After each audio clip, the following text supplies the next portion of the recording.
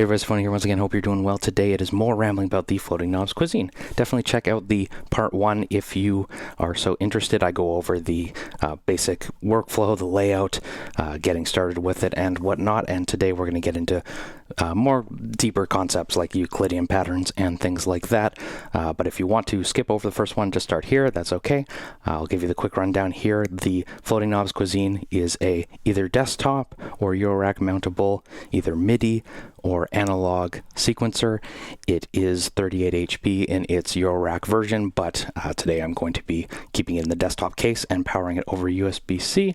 So everything on board is very modular. Just to summarize like the first video, there's no roll functions. The idea is that you would use one track to drive a gate in, as I was sort of asking them about. There's another perfect example of that is that the patterns are not like projects. The patterns are independently available at the track level. So you can do different patterns and swap out track by track. So if you have a long 20-minute or let's say 2-hour techno set, you can go through, constantly evolve your kicks, leave everything else, constantly evolve your snares, or you can do pattern groups and jump between them. And I don't think that is the most important thing to revisit, but I think that demonstrates sort of the modularity of the floating knobs Cuisine and how it's sort of structured. So with that being said, the quick housekeeping, I was really interested in this one, so I reached out to Floating Knobs directly and asked them if I could borrow it for a video. They said yes. If you want to pay to ship it, we'll send it to you. You can do a video on it and then send it back to us when you're done. So I paid them to borrow this. I wouldn't call that sponsorship or anything like that, but do be aware that I reached out to them to do this, and I also reached out to them with some questions, which we're going to go into in the first part of this video. But more importantly than all of that, it sounds like this.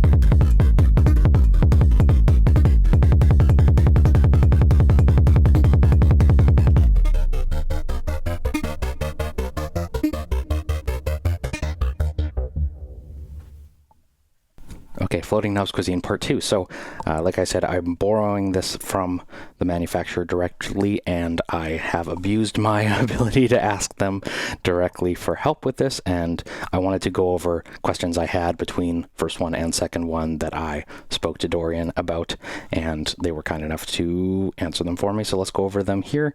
I first asked them what they just think that people should know about it. What if this was their video, what would you like to see in it? And they said that Cuisine is all about the jam. The main highlights are a performance feature that allows really quickly generate variations. That's this switch that we haven't gone over in the first part. You can really simply duplicate a pattern you like and then play with a performance feature temporarily for the exploration and then hit record to create a different pattern without stopping the flow. I'm not totally clear on that part, so hopefully we can discover that today, but we'll just have to see. Part 2, it is deep, flexible, independent in its track settings, and that was very disorienting when I got started, and I think I kind of really like that about it now that I understand it. So it says the track settings are designed in the modular spirit so that you can use those building blocks to make Cuisine fit your workflow. So yeah, I kind of like that, but it was really jarring at first. So their examples are, if you like swing, use one track to clock another one off beat. If you like MPC style pattern playing, just set the track to play mode. If you want to finely tune rolls, set one track to control the playing of another one. And that's the other thing though, that like I said in my first video, that I didn't want to use any of the gate ins. I'm kind of worried that like, am I missing out on something by not using or not driving this through that way? Because it seems like the core to the workflow, right? And another thing I didn't mention, and I won't get too off topic here, but there's no clock in or out puts on this, which I think is really bizarre, but I think that sort of speaks to how it wants to be modular, right? It wants you to drive track by track externally, right? And if you want to drive other things, there's no clock output to do that. I kind of wish there was, but yeah, if I can try and impart that modularity of everything here to you, I think it'll help you learn it or help you understand it if you're considering it. So they also said if you want complex melodies, set one track as transpose track with an active user scale. Wow, that's depth beyond my pay grade. So after asking them that, I shot the first video. I had some questions. I asked if there is any probability or chance options for the active steps because I was looking for drum patterns, sort of like electron sequencer stuff. And I also asked if there was a way to extend the page length for multiple tracks at the same time. They said no probability function, as you can easily implement it as using one track as probability source and the other one as triggering like the probability track. So again, the modularity of it, right? I think the idea is that you want the Cuisine to be driven like internally, or if you have an internal modulation source, like Eurorack has this way of never foregoing depth for simplicity, right? That's my words, not Dorian's. So, but they said an example for active steps on a 16-step pattern, fill the probability track completely for 100%, but deactivate the last step. You will now have the fourth beat of your pattern playing 75% of the time. So yeah, that is how modular the Cuisine is, and you might love that or you might detest that. It's just to say, like, it is really fun to explore. And also say some of the like setup and learning of this thing, it's funny, I really didn't mesh with the Oxy one because I felt like the simplest of things required button combos and required manual consulting, and for some reason I hated that on the Oxy one, and it's like fun to explore the Cuisine, and I don't know why that is. There's just something about like the obtuseness of it is like kind of enjoyable. I think it's just because like it wants to be performative, that like it feels satisfying to like get certain things, you know what I mean? When you like are able to make a transition happen, or you're able to you know, like it's fun to explore. It doesn't feel like a headache, even though on paper a lot of these things kind of do feel like headaches. Does that make any sense? I hope it does. So they also said I plan to expand the idea. We're talking about the probability we were just talking about. I plan to expand this idea by adding the ability to use accent events for internal clocking and resetting for better control. So I think the same goes for rolls in that other example I said, right? Like it's kind of like everything's modular. If you want to do it, you got to bring it yourself. So the second question I asked, is there any way to extend the page length of multiple tracks at the same time? So the same, you can use one track as a control track and set the other ones to be coupled to this track. Then those tracks will follow the control track. So yeah, not via the menu, only via building it yourself modularly. Modularity? In a modular way. How's that? If I can't speak, how am I going to do a video? Well, you're about to find out. The other question I asked was, is there any way to live record multiple drum tracks at once? So in the first video, I currently took one drum track. You can arm record, hit the keys button. It'll enter in velocity, I believe, is the different levels. But I was hoping to MPC style drum it across multiple tracks and like drive a whole kit with finger drumming. And they said this is coming in the next update. So I am really looking forward to that. I'd love to see that. And yeah, that was the questions I had for them. And in today's video, we're going to jump in and cover a couple different things. And yeah. So that was the modularity. That was the word I was looking for, the modularity of the Cuisine. So we're also going to talk about changing track modes, but I think just for like a little refresher for me, I want to come in here and go in. So right now, if you can see, I'm just going to use the tilt knob. I am driving with my one track, the Ultra Kick, the Entity snare, the Entity percussion synthesizer is my snare, and then 2 tracks into the Crucible today, just because we did the Archer's Rig yesterday and I want to do Crucible today. So that goes in. We're going to do a key track in a bit, but to start, we're just going to do those 4 tracks that are my last 4 gate outputs here. I should also do a correction. As I was exploring the manual today, that I said there's only 8 tracks. And there is actually 12 tracks, but there's only 8 gate outputs.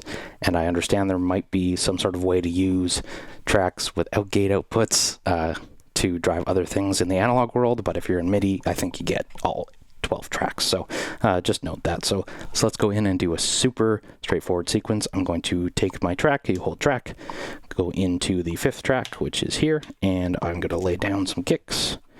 We'll hit edit. I think we're already there, but we're going to do 4 on the floor. That is a nasty kick. I do love a nasty kick, but I feel like this is probably too nasty even for this. Just because it's unusual, I'm going to bring my tempo down a hair. And that's done by double tapping the shift button and turning the endless encoder. And I think I actually understand this display. I said in the last video that this was binary, and I think the actual way it works is you have a 100th column being 1 here, a tens column being 2 here, and then your digit column, which here I believe this means we're at 120. Oh, 123 and a half. It's still a little complicated, but it is a lot easier to read than I thought. So right now we're at sub 120. If we get up to 2, we're at 120.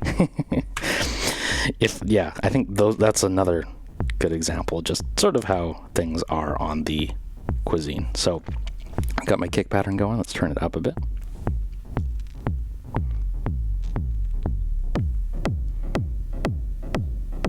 Okay, so let's add some snares. We'll hold this down. We're going to select our 6th track, and then it's blank, so we'll put a snare. I don't know, we'll do 1 and here.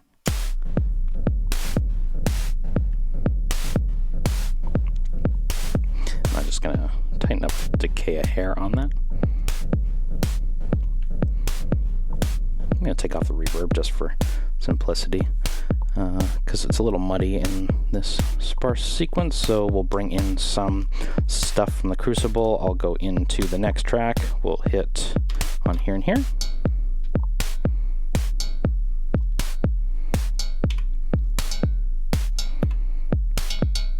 And I feel like techno is where you want to be.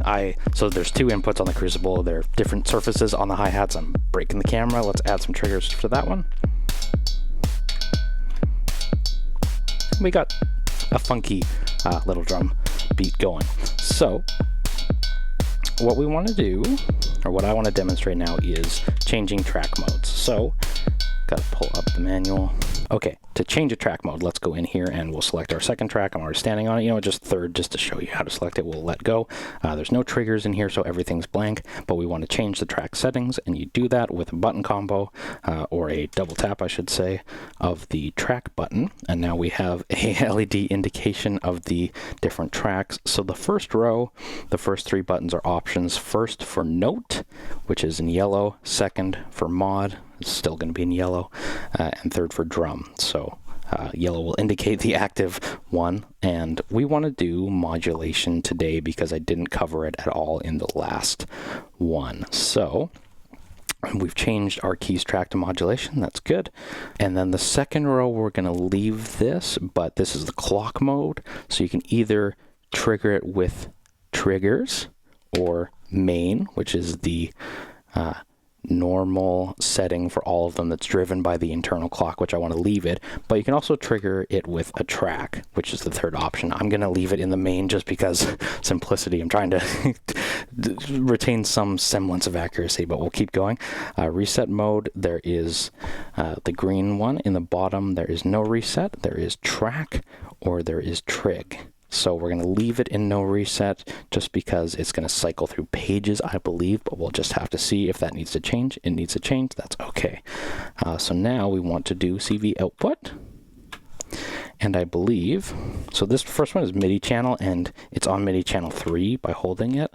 And again, this is like, if there was just a screen, all of this would not require the manual, but it is what it is. So this bottom one is MIDI. If you hold MIDI, you see we're on channel 3. This is the PL mode on 2. We are not using it. I think that is play mode. So yeah, I think that is part of the MIDI settings, if it can be changed, but I'm going to leave it as is for now while we explore it. CV output, I want to put this on CV output. 1, 2, 3, no. Give me something. Shift? Oh, okay. Yeah, so you have which output do we want it on? Because we did track 3, I want to put this on the 3rd output so it lines up across the top. That's when you pick this up, or when you get into or in its default state, the first 3 tracks are aligned as such for note tracks, but I think I disconnected it by switching to modulation mode. So now we've reassigned that now, and that's fine. Gate output, I don't know if I need gate outputs, but we'll leave it on 3 just because we can. So that is how we get into our modulation mode. We'll go back to track and hit edit here. Now, so modulation tracks, I'm reading from the manual, I'm sorry. I always say I try and offer something that isn't just reading from the manual in these videos, but sometimes you just gotta do it. Modulation tracks are oriented to control the parameter values of a destination instrument. This could be as simple as a filter cutoff or sweep, or more elaborate and combined functions like modulating multiple effect settings. Modulation track issues a gate output, and with a variable length, there is no MIDI note output. In modulation MIDI, we're not worrying about MIDI today. Continuous control messages are sent from the modulation tracks. And it says, by default, the modulation tracks do not have a MIDI channel assigned. That's okay, we're not worrying about MIDI. I manually assigned my CV outputs to 3. So let's see. See, key mode is a possibility for the modulation track. I'm not too worried about that. MIDI configuration. So if I hit play, do I get trigs? Can I do step sequencing? I hold it and increase the value. Second step will do the same.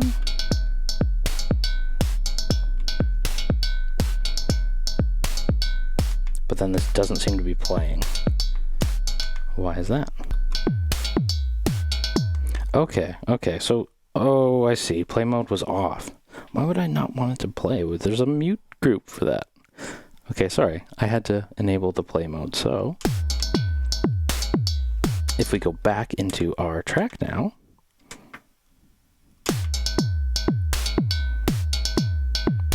I can, so now I'm modulating my decays on the entity.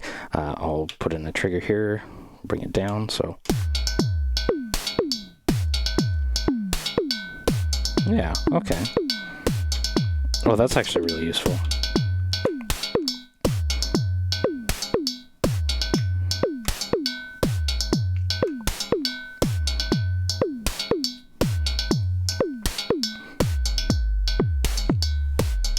Nice. So yeah, get some motion in my kicks. We love having a little bit of motion in our kicks. That is the modulation mode. Oh, that's really useful. Okay.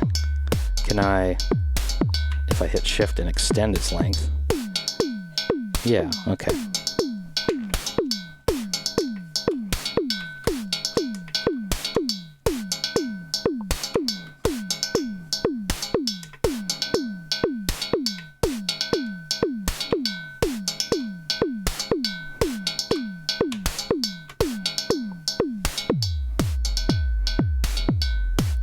Yeah, so that was also how we extended our page. Hold shift and just tap through the page button, same way as the regular tracks. Yeah. Now we've got some variation on our kick decays. I love that. Okay, that being said, if we want variation on our kicks, we also want to try out the Euclidean mode, and I am a little bit terrified. Okay, let's talk about Euclidean mode now. So I've cleared out my kick drum track. Hit play. It's not muted. It's just empty. It's rolling through. You can clear things by holding shift and holding down the clear button and then releasing. That's how you clear it out, but we're going to enter some Euclidean rhythms now. So if you hit Euclid, then our page buttons become the Euclidean settings. I know it's a little wonky, but this is what happens when you don't have a screen. So the first page is the number of active steps, and this is all controlled by the endless encoder. Now, I said in the first video that the endless encoder wasn't used for much, but on the deeper things, it is used for a lot of things. And you see triggers being applied here, so just the quick dust up on Euclidean stuff. Basically, Euclidean means is a measure of like density, and it always tries to evenly distribute it. And where the fun happens is when things aren't even, and they try and evenly distribute things, and it just becomes a groovy sort of off-kilter fun thing. So we got one trigger. We'll add in a second. And third, and see, it's trying to evenly distribute it, but now we've already got this uneven distribution of across an even pattern, right? So increase some density. Yeah, that's fun. And then if we go to the next page, this is a setting for the total number of steps in a pattern. So you can actually shift your pattern by shortening its steps in the Euclidean mode. So now we're getting like a fill. And this is where when I was talking before about externally driving it with the gate ins, I would do fills using this.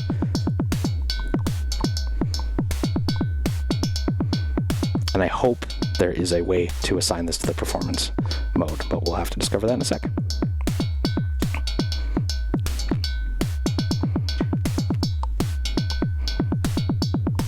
Yeah, and then the third one is offset, so it's a way to sort of keep your density and your number of steps the same, but you can shift your whole sequence around by using offset.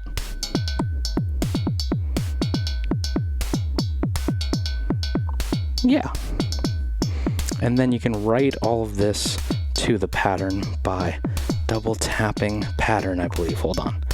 Double tap Euclid to write the Euclidean generated rhythm over the tracks.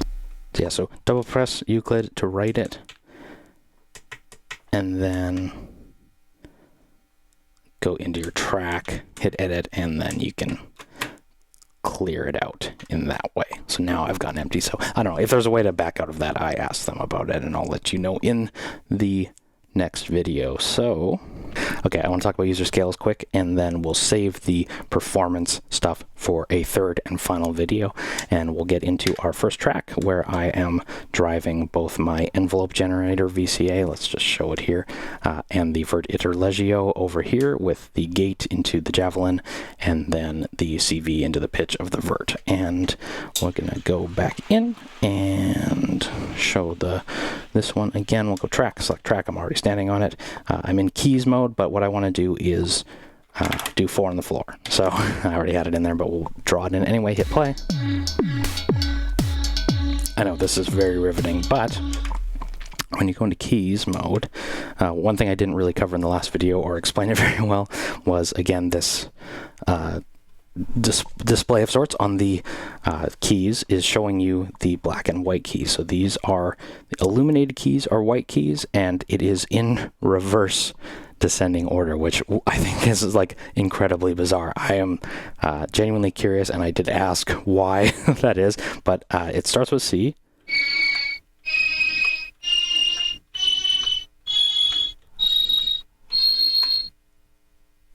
Go up an octave here. It's just to say that the illuminated keys are white keys on a piano and the unilluminated ones are black. So this is C, C sharp. I don't know why descending means going up. It's the opposite of what I would expect, but it doesn't really matter. What we do want to discover, though, is, so that is, by default, it is a chromatic keyboard. You get your octave controls in this bottom corner, and then it descends that way. But you can do user scales, and I don't know if I would use this because you have to go into the user scales and manually set it yourself. So to me, I would just enter the triggers myself. Does that make sense? I don't really see the reason to go in and manually enter a minor scale and then perform with it. And if there is a reason, it could be because you want to modulate this track somehow. There's a way to do so externally, maybe. But for me, if I have to manually enter the scale anyway, then I've already looked up or memorized the scale, right? But let's do it anyway, just to show how that workflow is, because I think it's a good demonstration of just sort of You know, I'm not going to go over every single thing on the Cuisine, but this is a good example of how things do flow on it. So user scale, reading from the manual. Again, by default, Cuisine operates notes on a 12-tone chromatic scale. This is the default that you're seeing right now. All 12 notes are covered using the step keys in the scale and can be played directly in the keys menu. The natural notes are the illuminated ones, the white keys, and then the dim ones are the what is it called? The incidentals. The accidentals, the sharps. And then if we want to do user scale, so user scale can be selected, which is reflected in the keys menu. This is exclusive to the note tracks only. Only a user scale's assigned notes will be accessible for playing in the keys menu. So shift and keys to enter, and then we can select our notes. So I want to do a C sharp scale, or I want to lock my scale into C minor. So how will I do that? I will do active key for C, right? I'm going to have to remember, sorry, all my music theory or lack thereof. So C, C sharp, and then our F. So hit play.